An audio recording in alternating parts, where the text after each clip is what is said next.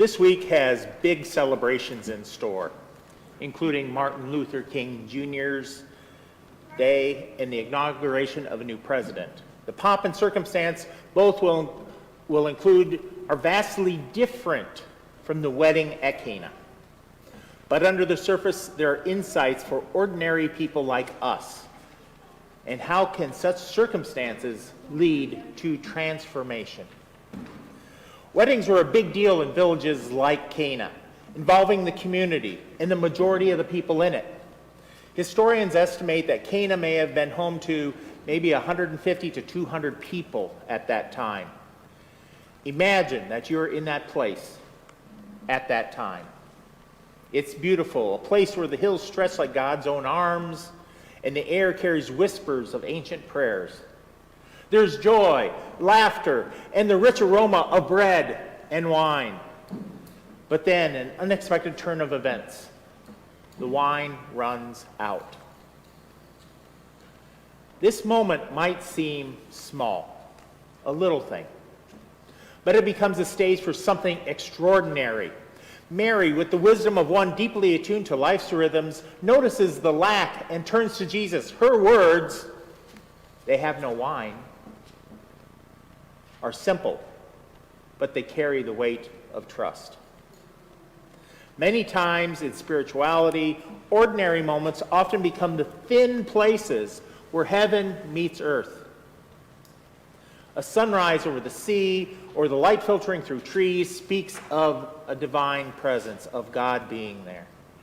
In the same way, the empty jars at Cana become a threshold for God's abundance. Jesus responds with action that is both important and intimate. Fill the jars with water, is what he says. 6 stone jars, ordinary, large, meant for purification, are filled to the brim.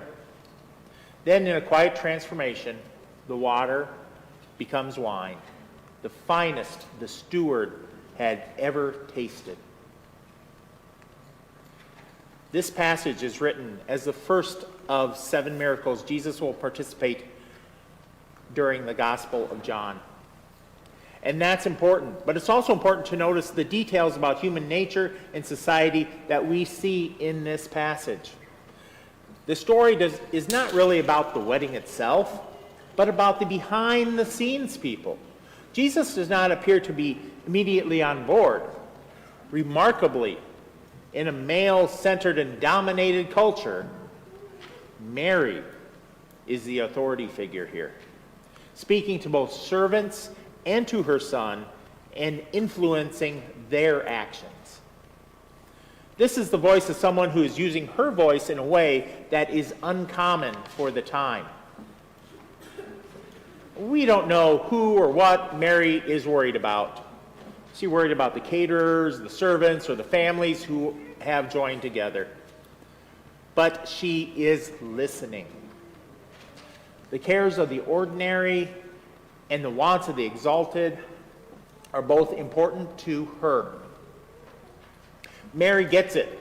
We are all receivers of the abundant grace of God, and we all have a responsibility to do what we can to help with the needs of others in our communities.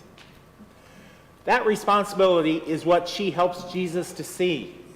You can see his reluctance to act, to put himself out and distract from the attention that Jesus believes should be on the bridal party.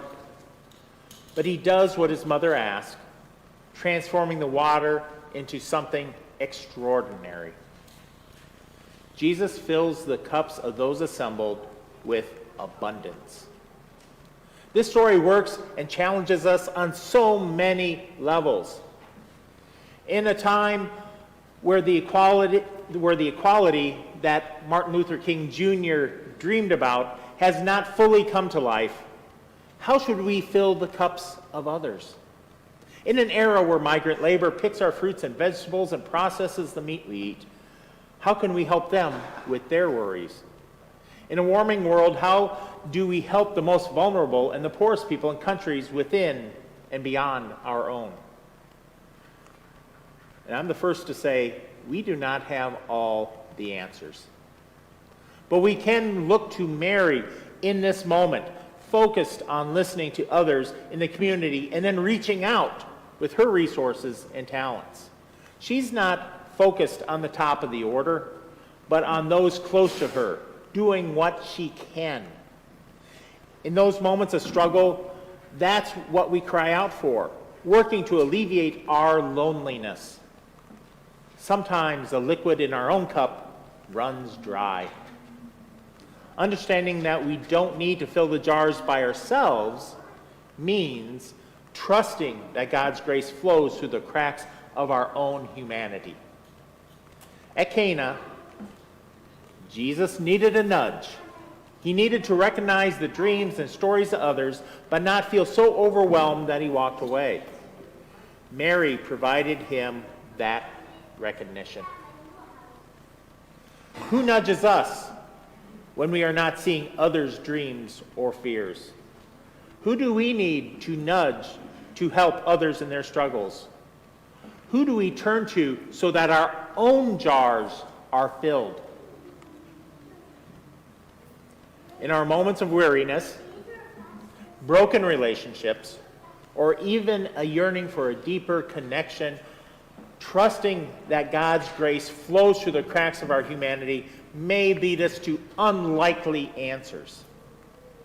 At Cana, Jesus didn't just provide more wine, he revealed the overflowing abundance of God's love. In this act, we see a creator who transforms what is ordinary, stone, water, and time, into something extraordinary.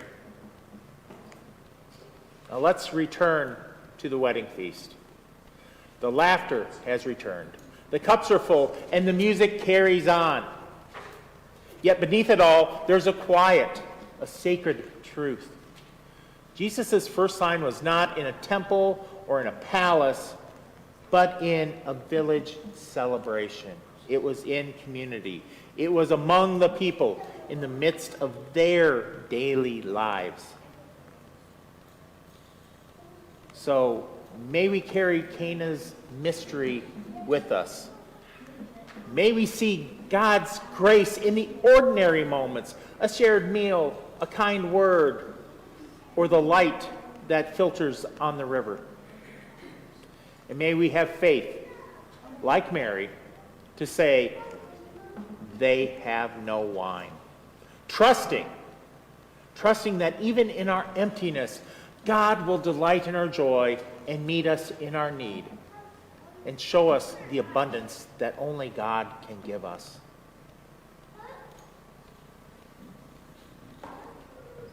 Let us remember to have that mystery. Let us remember to see God's grace in every ordinary moment. And let us realize that as we have faith, to trust that God will delight in us. Amen.